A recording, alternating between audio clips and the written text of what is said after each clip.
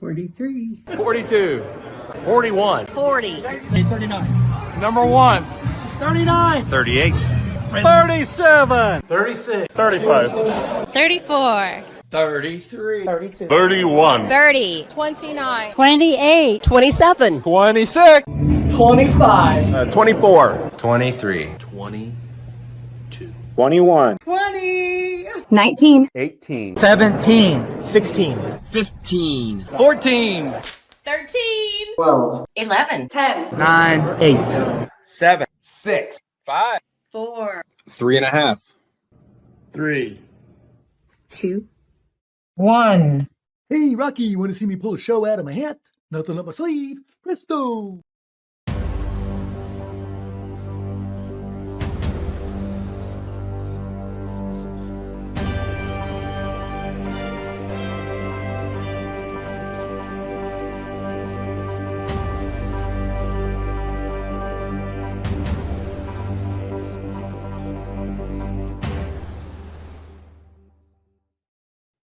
All right, welcome to the Mouthwash Talk Show, a minty fresh take on politics. Sorry about the late start here. We were winding up witty reviews.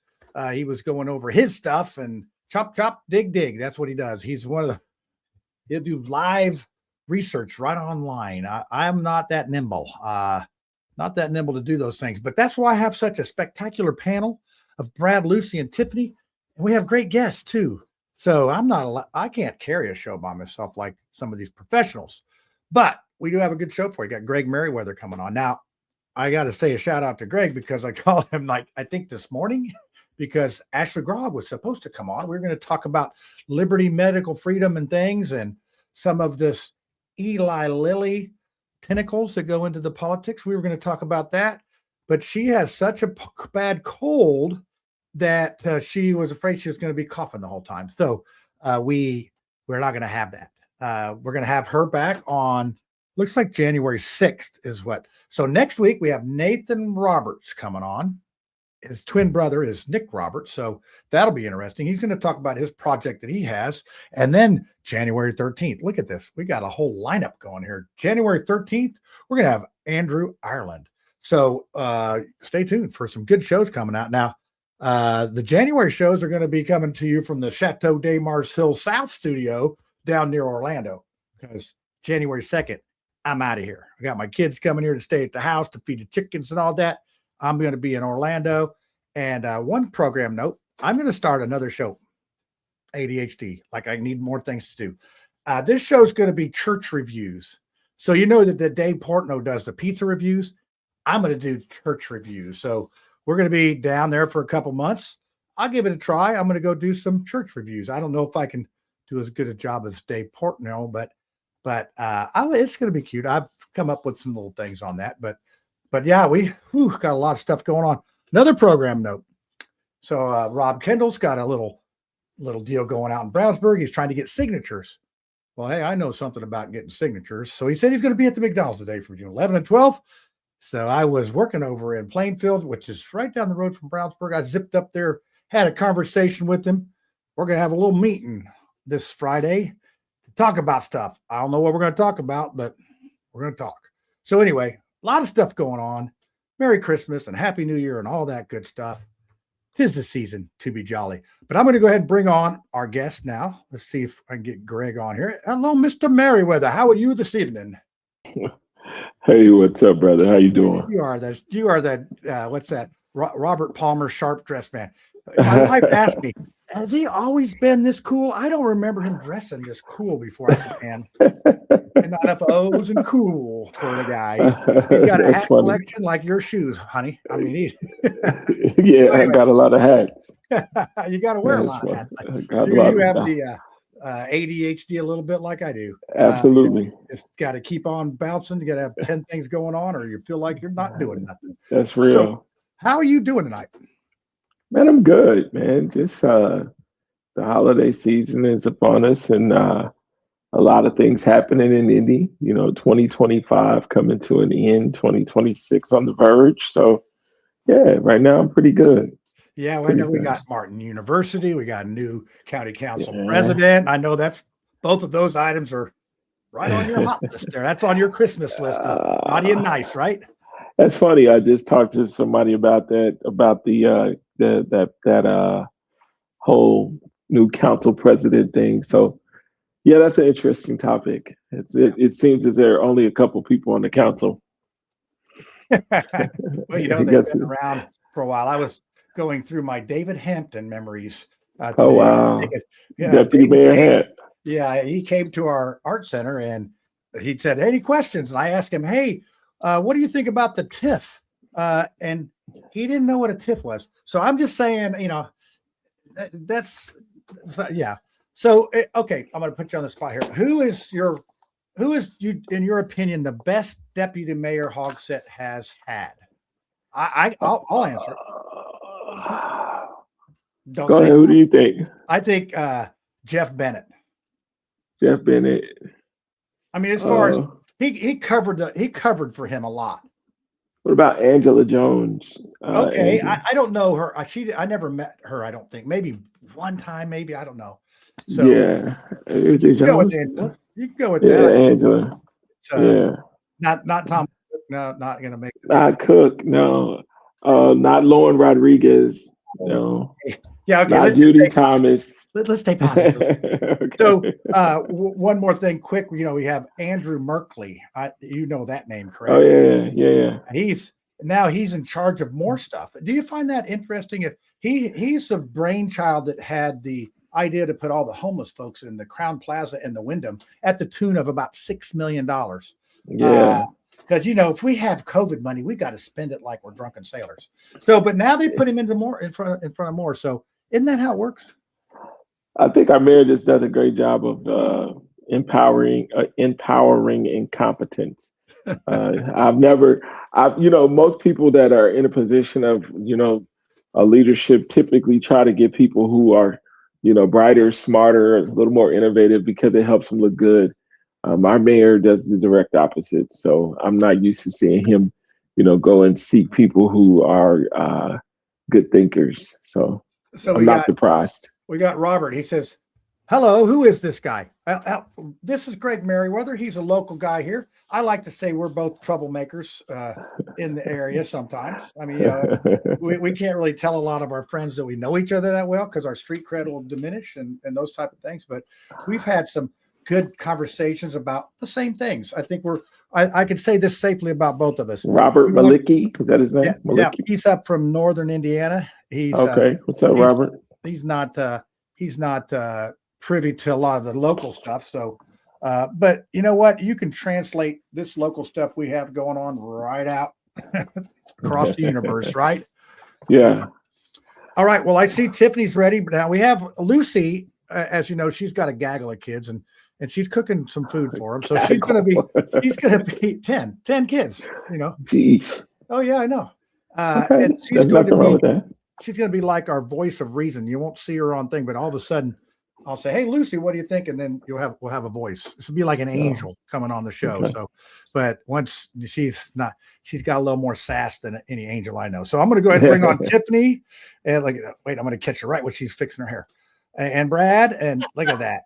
Yeah. I'll get you. I've been waiting. So let's get our people in the right areas here. All right. Where's Brad? Right. I got to bring Lucy on too. She's voice only. Lucy, can you hear us? It sounds like a Christmas song. Lucy, can you hear us? Yeah, it's Lucy in the Sky with Diamonds on that. So Brad, look at Brad. Look at Brad's set. It looks like he's like calling us from American Idol. No, this is where I'm going to be next week. Madison Square Garden. Yeah. Fish is playing 4 nights at Madison Square Garden. There we go. I will be there for the 28th through the 31st. Nice. Yeah, it'll be a good time. So you're going to be there New Year's Eve? Yeah, they do like they play at midnight and do a little countdown, and then they keep playing for like another hour. So how many number of Fish concerts? You got to keep track of them. How many is this? Oh yeah, like now it's 44, but that's still low. Like people are in hundreds and hundreds. It's so I know. Oh, is there a Fish song I might know? Maybe like Heavy Things. It was like out in like 2000. They're not very like radio-ish. It's a little bit cold. I know somebody that went to 227 Rolling Stones concerts. So, Oh yeah, Greg, the do you concerts have are like just a great time, man. you know a person that's just been to, like that. I mean, Brad's 44. I got 227, and my friend probably has more now. Tokyo been everywhere for the Rolling Stones. Nobody. No. I definitely do it for Jay-Z though. Okay, all right. New York, Yeah. New York. All right, Dude, Jay-Z on New Year's would be a pretty great show, I bet. I agree. Yeah. Tiffany, do you know anybody that's been to like a gazillion concerts? Of the same person. I think a lot of people do like Jimmy Buffett, but Oh yeah, that's right. Or Deadheads. Do you know any Deadheads? There's a lot of people that go to the Grateful Dead for a long time. It was like, I don't know, but they Oh, came yeah. to Chapel Hill in like 91 or 92, and we had Deadheads living in the stairwell, using our bathrooms and couldn't stuff. get the weed smell out of the city for a week. Yeah, I remember I bought a candle from somebody, and they were trying to get us to buy their brownies.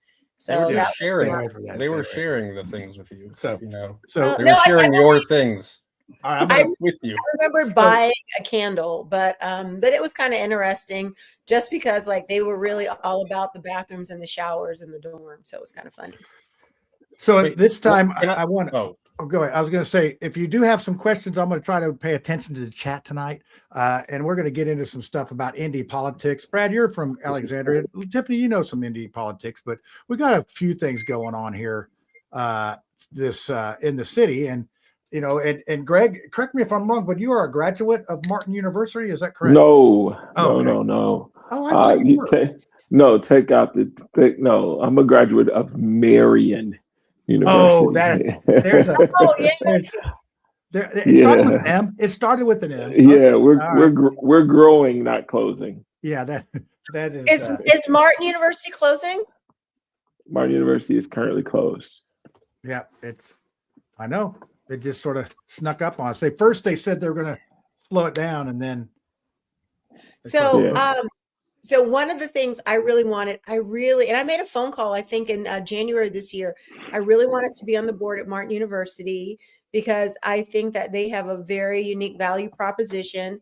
And what I wanted to help champion and get them to think about is really being that first home for 21st century scholars who were, who never had anybody else in their family who'd gone to college and who just needed a place to transition to. So take our best and brightest kids from like IPS schools who are 21st century scholars who weren't quite ready to go off to like an IU or Purdue and Indiana State and have them do their first 2 years at Martin University because they've got money and, and that's what the school has, and give them the first 2 years there. Wanted them to get a band so that your kids who are in band could be in band and all those things. You got bands, you got dancing girls, and start some type of club volleyball where they're playing different teams. No, not volleyball, basketball. And I thought that it would be a really great first home for kids to go to college before they went off to a big 4-year school. And I wanted to have some conversations and I got shut down. How about all that, huh? So Greg, tell us, you got a little inside baseball on this. So give us the 911 on that. Well, I definitely understand why you were shut down. I mean, being that Martin is a predominantly adult college, not many people go to Martin after graduating from high school. So from that perspective, yeah, it's pretty much focused on pretty much focused on adult learning. And then, I mean, great ideas. But then you'd have to figure out where you're going to house a band. What about that plot? Wait a minute. What about that plot of land that's right there adjacent? That field that's right there adjacent. They could go out there and practice. I don't know who owns it, but my thinking was those kids who are 21st century scholars going off to college is huge. But if you could find a place where they could take their money, pay tuition, and learn without changing every variable in their life, I think that there would just be a higher success rate. And that's where my head was. You've got your band, you've got your dancing girls, and you're able to participate in this wonderful, Indianapolis Fishers space where they could come and perform and have that opportunity. But I don't know. Yeah, I think that, when you think about a school that was opened, I believe in around 1977. Really? A Catholic priest. Yeah, I'm Catholic. I mean, I was all in. I was like, this is, he started this, he had a vision. Yeah, I think you take that and you realize that it's an institution that had no library, had no bookstore. After almost 50 years, I think that, you just have to look and say, where's the money? And I think a lot of people had a lot of great ideas for Martin University. Yeah. I just don't think the leadership had a lot of great ideas for Martin University from the people who have been, who had the opportunity to lead that institution after Boniface Hardin took the chance of creating a PBI in Indiana. I think people who came after him did not do a great job of holding on and building on his legacy. Yeah. So, Greg, to your point, so my very first year of active duty, I was a second lieutenant assigned to the ROTC detachment at Tuskegee University. Tuskegee did not have a strong enough library for their engineering students, so they went to Auburn, which was just up the road, to use the library. So there were ways to probably get past that, to just partner with some local institutions. But when I learned that, you got a brown priest who starts the school, and it just had a big place in my heart. Sure. And then also Tuskegee had an issue with when I was there in '96. They had a lot of vice presidents. Sure. They had definitely a better school now. My daughter's a graduate from Tuskegee. What year? Camp came out 3 years ago. Yeah, they had maybe 4 years ago. They had a lot of people on the payroll. And then Yeah. Kellogg's made a very big investment in the '90s, and they were able to pull through. But that makes me really sad. So what's going to happen to the property? I mean, is there a chance they're going to reopen? Because it sounds like this is a major funding shortfall. And I don't know what's going to happen to the property. I don't like the fact that the counselor, Ron Gibson, hasn't said anything about the property, being that that's his district. And then the other thing is, you've not heard Mayor Hogg say anything about what has happened to Martin University. I still hear that there's a possibility of it remaining open. That would be awesome. I think that would be great. But I don't. But not hearing anything from the mayor and not hearing anything from the counselor who's over that district pretty much concerns me. And I know that there's been a big fight to not have a data center in that area. And I know that both Ron and the mayor were on board for having a data center.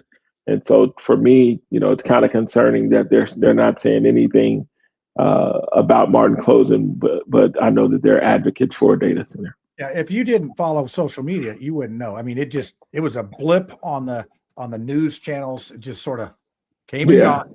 It just passed in the night.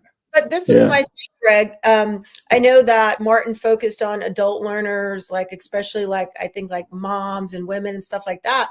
But part of the issue is you got people taking out debt to go to Martin University, which is a private school, and the strength of the degrees was not necessarily equal to the price that it was paying. So their value proposition wasn't really there for adult learners. And so that's why my thinking was, if we could find a way to work with those 21st century scholars, and I don't know the data, but I would be really interested in understanding the success rate when those students go to four-year colleges. I've known a couple of kids who failed out of college, were not successful, and then they lose those scholarships and those opportunities.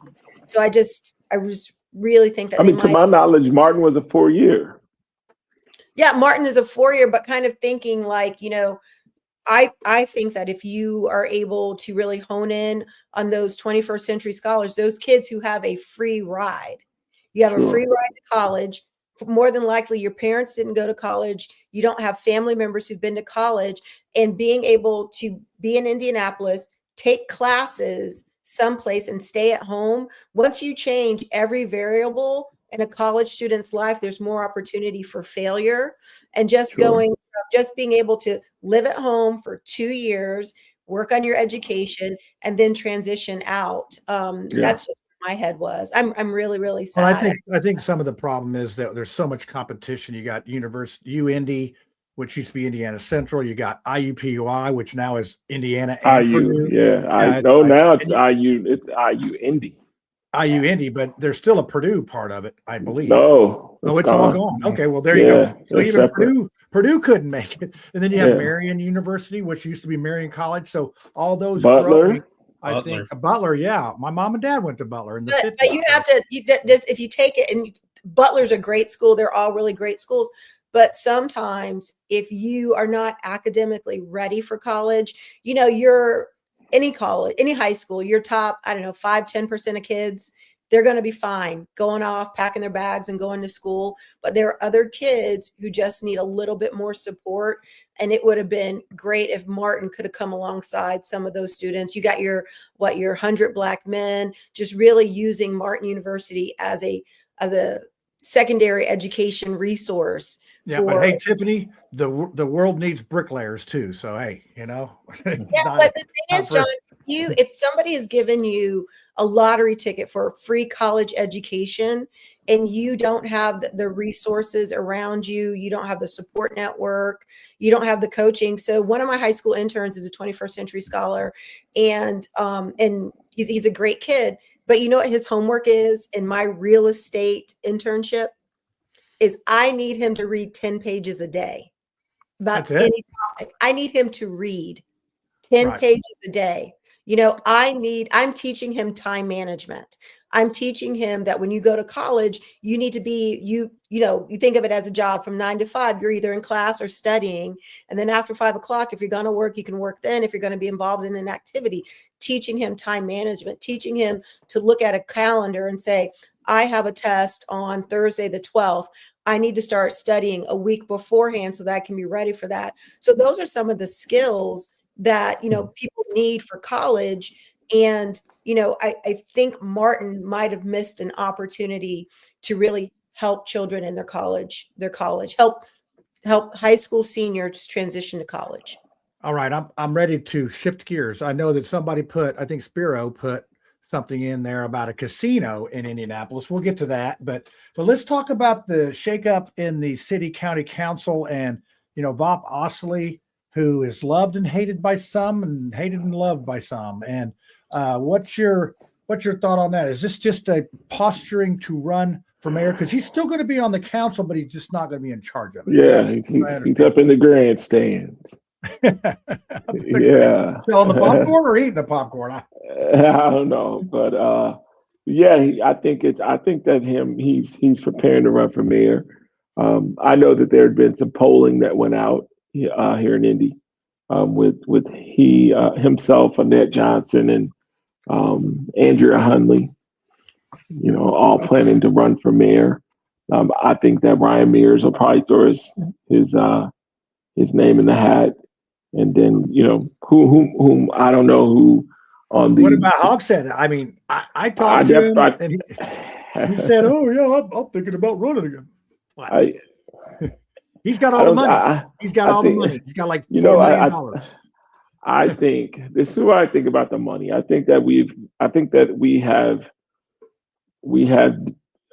it's funny. I talked to somebody, a legislator today about that, and I said, we believe it takes a lot of money. I think that's a fear tactic. I think that there are so many ways to win now. We've not seen people really work hard to incorporate AI. We've not seen really hard drives of campaigns as it relates to social media. I think that if we take all that with old school door knocking as well, that you don't have to spend millions of dollars to run for mayor. And I remember research, showed that even with Joe Hogshead having the amount of money he had, it was unnecessary for him to have that amount of money to run for mayor in Indianapolis. They were like, he could have used that money and ran for mayor anywhere in the country. And, with the amount that he had. Yeah. And it's not necessary. Spent $14 million and did not win. No. And that's exactly what I'm saying. So, so when you take that amount of money and you still didn't win, it's like, is it a money game or is it a people game? And I think more people are not ready to address the fact that if you get out there and you're appeasing to the people, I don't think it's hard to beat Joe Hogshead. because he's just done such a poor job. I think so many things have been dismantled since he's been there that it wouldn't be hard to beat him. I think you hit the nail on the head. And I think what you're really trying to say is the right candidate. The right candidate in there. So that's my numbers here are probably close. 28% of the voting, Marion County voting, are of the Black community. Is that? Would you say that's close enough? Probably. Yeah. And I would say, what would you say out of that would be percentages that vote Democrat? I mean, I know it's not 100, but it's 80% at least. Yeah, 80 to 90% at least. And so I guess. My thing is like, well, how does that group keep voting for a guy, a cornbread white guy like Joe Hogsett? I mean, I just got to say, how does that happen? Joe does the churches and dances, and he fills potholes in suits. I guess I don't know. Yeah, I think what has happened is the Democratic Party has done a bang up job of feeding into a narrative of what people of African descent, what's appealing to us. And I think that we've overlooked policy. We've overlooked the fact that we've overlooked conditions in our communities. And just because he shows up, it's like, what does it mean to constantly show up and the same people you show up for every time you show up for them are in the same place in the same condition? And nobody's made a decision to do something different. And so I think that now with voices like mine and others who are speaking out and now calling out those things, I think it'd be very difficult for him to run now and win because so many people are becoming aware of the fact that it's all a game, especially with the IPS thing. I think that's going to hurt him the most. We'll get to that one in a second. Brad, sure. I'm really tired of Brad dominating the conversation. So Brad, I'll let you jump in again. So I want you to ask us a question that, you're up in Alexandria. I do have a question for Greg because I think I brought this up to you and Woody that I feel like sometimes you guys want to use state politics to solve city issues. Sure. But Greg, I think you're more of a Indy can do this, kind of bring it up itself. How did you feel about redistricting? Because I think I'm happy that it didn't go through, and I'm happy that it did not go through. Told Woody that I won that debate hands down because I predicted the winner. Everything I said basically happened. It was pretty awesome. I think districting is important because I believe it's so community based, and I think that there needs to be representation of each community. Every bit of every 92 counties in the state of Indiana. There needs to be representation that basically feeds into whatever group that is. And I think that when you try to stretch, and of course, who doesn't want to take over Indianapolis? But I think that when you try to stretch District 7 and put it in all these different places, it's going to be hard for you to take the dude that's in Brightwood and match him with the dude that's almost in the bottom of Illinois. Yeah, at the Ohio River. Yeah, and I just didn't see how that was going to work. I thought it was a poor plan. Because at some point it's like when you see politics like that, it's like, what type of internal war are you trying to create? Because at some point somebody's going to be neglected heavily. And I don't think that that's the state we should be at any point in time. Yeah, well, you already see Liz Brown retaliation with Liz Brown. She's well, yeah. What do you think about the retribution tour that is going to be coming? Well, it's already happening with. It's happening. But I mean, it's going to keep. It's going to be happening for a while. I feel. I think it's crazy. I think it's crazy when people make moves that are not permanent, and people get on board as if this person. I think the crazy thing with even Micah Beckwith or Mike Braun is the fact that it's like you're not there eternally. And at some point, it's like when you start looking at these decisions that you make as if they're going to last forever, that's just total insanity. And it's like you need to make decisions. If you want to stay in the game, it's like make decisions that are conducive to you staying in the game. it's like you're not going to stay in the game with the way they're playing the game right now. And then the other thing is, when we take it all the way to the executive level and we think about just the moves that have been made by our president, I think that at some point, it's like, what side of history are you going to be on? And when it's all said and done and his term is up, it's like, what are you going to do? And how are you going to be remembered when all the changes come crumbling down? And I think a lot of political careers are on the line right now, simply because they're taking this temporary time to try to make permanence. And there's no way in doing that on no side of the court. It's very much like the plaques. I don't even know if this is really true or not, but I guess Trump has put the plaques underneath these presidents. What do you think the next president is going to go in there and hawk all that gold off on the market and take all that stuff down and the ballroom? This ballroom, Trump's not even going to be able to have like maybe one ball in it. Well, maybe it's going to be there. It's going to be. He's going to try to stay, John. I don't know. I agree with Brad on that. He's going to try to stay, but I just don't see how that would work. He's not going to know. And how old are you going to be, dude? About him the whole time. No, he's not going to do that. No, he's not going to do. Why do you guys? And I don't like him, but why do you guys keep saying he's not going to do it? He doesn't like the word no. No, I agree with you, Brad. I think he's going to try to do it, but I think that when we look at it, and again, you get up in age, and all of a sudden it's like, how old will the guy be at the end of this term? He's going to be 81. It's funny that you brought that up about like how will it be remembered after people are gone? There's already a 5-year memorial march for January 6th. An Ashley Babbitt Memorial. That's being planned. So I get it. Again, people are remembering things whatever way that they want to remember them.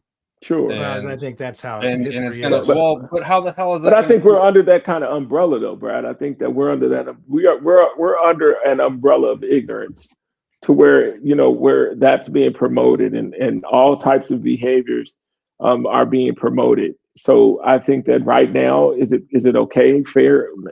I ain't gonna say fair, but right now that's the space we're in, and people are allowed to be those people. I don't think that's lasting. I don't think if we continue on the path that we're continuing on, it's gonna boil. I think so many people, so many other countries will turn their back on us that it'll be a disaster. Yeah. My thing is like, what I think about Trump, it just seems like he's going scorched earth. And there's a saying, hurt people hurt people. Sure. And I really think that people come after him, and come after his business. They've tried to put him in jail. They've tried to bankrupt him. At some point, even the narcissist that he is, the empire's going to strike back. The revenge of the Sith and all that stuff. So I just think we're seeing a psychological meltdown of a guy that's been pressured so long and he has enough power that he can, get some people, and he's going to get them. It's just, it's sad, but like, what about with like the Indiana Republicans though? Like bringing it back to local. It's like, can we correct Tom? Go ahead, guys. What do we got, Tom Wade? What do we got here? Yeah, he said Mr. Meriweather, Purdue. I never said Purdue isn't in Indianapolis. It's not part of IUPUI. Okay, so it's not Indiana separated. University, Purdue. They have separated. Yeah, they've. So separated. I've never said that Purdue was not part of not in Indianapolis. Purdue is very much in Indianapolis. They're working on a lot to be in Indianapolis on a large scale, but they're not part of IUPUI. That's why it's called IU-Indy. Yeah, and that's crazy. I remember when IUPUI was just hearing is a great skill. I'm old enough to remember when they started. Well, you missed a key word in his sentence. It said, "Mr. Meriweather, Purdue is still in Indianapolis." I said the exact same thing. Purdue is still in Indianapolis. It is not part of IUPUI. There is no IUPUI. It is IU-Indy. IU-Indy. It's like Indiana Central. My mom went to Indiana Central, got her master's degree there. It's always going to be Deer Creek, the RCA Dome, or the Hoosier Dome, Deer Creek, and Indiana Central. And IUPUI, sorry, and Marion College. What's that? Indiana Central was U of Indy. It's the South Side, Indiana Central. Oh. We had Billy Keller basketball camp there when I was a little kid. Billy Keller. Yep, Billy Keller, Washington High School grad. Yep, George McGinnis, Washington High. I'll give you a George McGinnis fact. When I was running for mayor as an independent, I got George McGinnis and Darnell Hillman to sign my petition. Unfortunately, one didn't live in Marion County and the other one wasn't registered to vote, but I got their signatures. So anyway, that's my. Those are called autographs. Yeah, I've been looking through there to find them but I have like 8,700 signatures. So it's where is it? But anyway, I digress. Okay, let's talk about what were we going to talk about? Oh, let's just do totally now for something completely. How about a casino in Indianapolis? What I mean, I keep hearing that. I keep hearing people say no and all that. But hey, Vegas has casinos and they have a big convention crowd. I'm gonna be devil's advocate here. Why not have a casino in Indianapolis? I would say that investing in sin is extremely profitable. That's God telling us. Oh my God! I knew God was a woman. Seriously. I knew it. Hey, you know what? It's going to bring more money here, but think about the despair. And it's just it's a really big, it would be a really big amount of money for politicians to skim off. Look at what we were promised with the lottery. We were promised if we sinned just a little bit and brought the lottery in, that the schools would be taken care of and that we wouldn't have to spend as much money registering our cars. And now we have the wheel tax going down county by county, which is we're not spending enough, though, I think is the problem. Yeah. Lucy. Well, being a Democrat, Brad, I would expect for you to lead that charge. You're here. Right. Actually, I'm a libertarian, so the libertarians are supposed to be even bigger sinners. They can't afford cameras. That's why you got to talk only audio. Yeah, I am a sinner redeemed by grace. That's for sure. Hey, I want to put out a warning before we go to the casino thing about Trump. Everybody should always realize, first of all, Trump is listed in the IMDb, which is the Internet Movie Database, as an actor. Okay, so he is an actor, just like so many people are actors. And what was his most popular show? You're Fired. The Apprentice. The Apprentice. Ronald Reagan was an actor too. Yes, they're all part of that same club. So just remember that he is playing a role. I'm not worried about him staying or leaving because the direction of the country doesn't depend on the president. They're just a figurehead. Everything are the strings pulled, behind the scenes. So you have Trump, who received a reported $230 million from Netanyahu and other Zionists. So what you see now is you see a replay of what happened between World War I and World War II. And specifically what we're seeing is Trump did an executive order early in the year. If you haven't heard about it, his executive order was specifically about strategic reserve, Bitcoin, gold, and silver. Now, the last time a president issued an executive order about strategic reserve, FDR took all of our money. And the gold, remember? Yeah. Remember when gold was seized and the fine was a felony plus $10,000? But since gold was $20 an ounce back then, $10,000 represents $2 million in today's world. That's a little bit. And silver, by the way, silver was up to $64 today, another $2 increase. So it was $30 an ounce about 3 months ago. So just to give you an idea of how this is going. So I'm just going to recommend that anybody that can afford to get any silver or gold, especially silver, because of the difference between $64 versus $4,400, go get yourself some. Pretend that you're a COVID wannabe. Make sure that you wear a mask and you pay in cash so that the AI, I would literally even park down the street, change my clothes inside out. I'd be wearing infrared blocking sunglasses to make sure that they don't know who is buying that silver. You can buy Morgan dollars. Those are I think 90% silver. Yeah, Lucy, what are the glasses going to do? Yeah, really. Just specifically what? Okay, so in case you didn't know, one of the ways that the facial recognition gets you is especially your eye area. There's I won't even get into it because I don't have enough time to tonight, but I'll try and post in the show comments. There's a really cool guy, I think he's a lawyer, and he does videos where he takes pictures of himself with and without infrared cameras. So you may not realize, are you guys all familiar with Flock, Flock? Flock cameras everywhere. Oh yeah, we got those things. Yeah, they wanted them everywhere. The reason they can take pictures of you through your windshield at 1 a.m. 70 miles an hour is because they use infrared cameras. And so the infrared is not, is not dependent upon the sunlight. So when your iPhone, I don't know if you've seen these pictures, but they'll show somebody surfing their phone. It's 2 a.m. and you're actually getting flashed, every couple of milliseconds. I didn't even know her name. Oh, not that kind of flash. Don't you wish, John, since you're an old married guy. So just putting it out there, go get yourself some gold and silver. Make sure that you have it someplace that nobody's going to find, because it's not going to be too much longer until they seize Bitcoin and gold and silver. And the only thing that you got to hope for saving us is, all the gun owners in this country. So what you're trying to say is invest in lead too. Yeah. Yeah. So anyway, I'll shut up for a while. But that was our infomercial from God. And I told you God was a woman, Tiffany. I've been telling you the whole time. Yeah, so anyway, seriously, the way she chimed in though, like I had forgotten.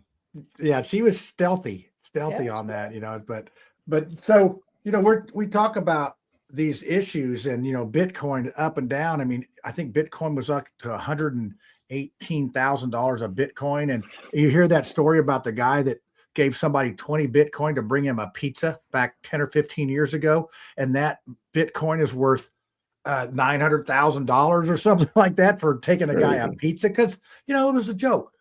One of the things that bothers me about Bitcoin is what backs up Bitcoin. It's the dollar. We measure it by the dollar, and it's like, okay, why don't I just have a dollar? So instead of having a Bitcoin, but I know there's the blockchain thing is you can use it electronically. I know there's these things. And they know you, and they know and they can shut you off when they want. Yeah, I didn't realize the utility of crypto, and I had libertarian friends trying to get me in crypto for almost 20 years. But it wasn't until COVID hit that I understood the utility of Bitcoin. Let's pretend that you needed a vaccine passport. And not only that, but you needed it to be inserted so that when you go into, the airport and your name flashes on the computer, bing, you come up with a green light. But you never took the vaccine because you were too smart for that. So you get some hacker kid in Pakistan who's able to hack in, make you a green light. How are you going to pay that kid? You're going to pay him in privacy coin, not necessarily Bitcoin, because everything is tracked forwards and backwards in Bitcoin. But if there's something like Monero or Ethereum or privacy chain, a pirate chain, where there are some great privacy coins out there, that's how you get them paid, and that's how you can maintain your freedom in a society with very little freedom. Well, I'm going to Lucy's house if it all goes to hell. That's first I'm going. Yeah. There. So because she can cook for 10 people. I can eat for 10 people. It's all good. It'll all work out. So that's some great news on the horizon. But think about how quickly things could go bad. When we had just think before the COVID, what was the biggest commodity? It was toilet paper. Remember that? That was just one commodity that everybody was freaking out about, because I guess when COVID came out, you thought you would poop yourself to death. But John, I think that just says more about humans and how dumb we all are than anything else. That's the Democrats saying that, everybody. I'm just saying, it's. I mean, looking back on it, we need to have a reflection as a nation on what happened, and unless that happens, we're all going to keep living the same trauma. Over and over and over, and just never getting over it. Yeah. So, to your point, Brad, about toilet paper and bread and milk. Every time there's a bad weather, those are the first things to go. So, I feel like we've gotten more freaked out as a society as a whole about everything all the time. Like, I don't know if we freak out. Maybe we devolve to what is truly important is being able to eat and wipe your butt. And it's LIFO, FIFO, first in, first out, or whatever that is, counting term. So, Greg, what do you? Wait a minute. If you think about it, Brad, point. Think about it. It's like we all, no matter how much money you have, no matter how big your house is, you got to eat and you got to use the bathroom. So no matter what happens, we still have those basic needs. Think about like the homeless guys downtown who were relieving themselves in the doorways to different businesses and those high-rise buildings. As people, those are two basic functions that you have to do regardless of your socioeconomic station. I agree, but I agree with Brad. I think that, I think we just, it's weird how we're still thinking about the blizzard of the 70s. 78, January 20th. I lived it. And anytime we say we have a snowstorm, we act like the streets aren't going to be clear in less than 48 hours. And then we just go in the store and buy all this stuff so that it can just go to waste in the next week or so. You bought a month's worth of food and you're not going to eat it. And so it's like, I agree. I think that I don't know what has happened to society where our minds haven't morphed to even get with the times. So yeah, I agree. Yeah, those are general functions, but you're not going to be stuck in the house for a bunch of days anymore. Sure, but I mean, so I guess what we're saying is that the mind goes to self-preservation. And but there were people even there was even a black market for toilet paper. There was a black market for toilet paper, Tiffany. Oh yeah, it was. And then Facebook groups getting mad about the people, hoarding it and selling it. And I'm like, geez, I'm just saying it could go. What the hell are we doing here, guys? The thing is, what does it mean if there can be a black market for toilet paper? It means everybody has to have it. I mean, if you talk to I remember when our show, but why? We're not gonna. The thing is that people would grow up using corn cobs or pages from a catalog. You don't even get catalogs anymore. I mean, just don't use. I would love a Christmas catalog to friggin' go through. For where we I can just start circling things again. Oh, great. That was good stuff. I agree, Brian. This is quality. Hey, this would be a good time to ask Greg about Merry Mind Creations. I think this would be a good time to segue into that. So, what is Merry Mind Creations? Merry Mind Creations is created to protect my intellectual property. There have been so many things I've been involved with, whether it was the Aaron Bailey shooting when the Trainer was created for the mayor's office, the I Am Your Sister, I'm Your Brother campaign for nonviolence, for Black Expo, which I was never paid for, the mental health toolkit for Eskenazi, which I never got anything for or even recognized for. Just a bunch of different things that I've created in the city of Indianapolis that a lot of people know I created, but never gave me the credit because it would have made people look at me differently because they thought those ideas came from someone who probably should have created the idea and got paid a lot of money, but didn't have the know-how to do it. And so I just created a company that basically allows me to think of ways to create ideas, concepts, campaigns to kind of change the minds of people, not just in the city of Indianapolis, but around the world. Yeah, I know a little bit about that. Not only did they not give you credit, but they asked you to leave. They showed you the door. Thing. So, hey, I feel your pain, brother. I've been there. People don't even know. I didn't come up with good ideas. They just threw me out. So yeah, it's crazy. But even with the whole peacekeeper concept, people don't know that was myself. That was me who wrote the job description for the director of crime prevention, and then that ensued into the peacekeepers. So a lot of things that people don't know that I was involved with that just kind of, live in Indianapolis every single day. So I decided that before I gave another idea, I'd create the company that they'd have to come to. So they'd have to pay me handsomely to do. And I've known you well enough, and we've had discussions well enough that I can feel a little bit of the pain that you've been through, and and that's why I don't like injustice, and I think that you've not been treated fairly. So sure. That sort of gets me going the wrong way on this, but it is what it is. It's like I know the guy that invented the light bulb. I think that he didn't really invent it. I think he just was the last guy that said, let's do it. Let there be light. Let there be light. I mean, God invented it, and Edison took credit. What the heck? So it happens to everybody, is what I'm saying. Yeah, it does. But so if somebody wanted to use Merry Mind Creations, they would call you and say, "Hey, I have this idea. Can you help me formulate it?" And then can you, or I have an issue. It's crazy, John, but I sat on Fox 59 one night and we were talking about curfew.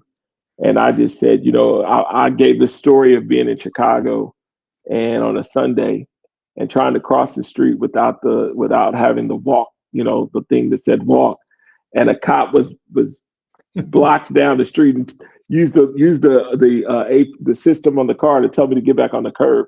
And I said, well, why are we doing that in Indianapolis? Give people the tools they need and start announcing curfew.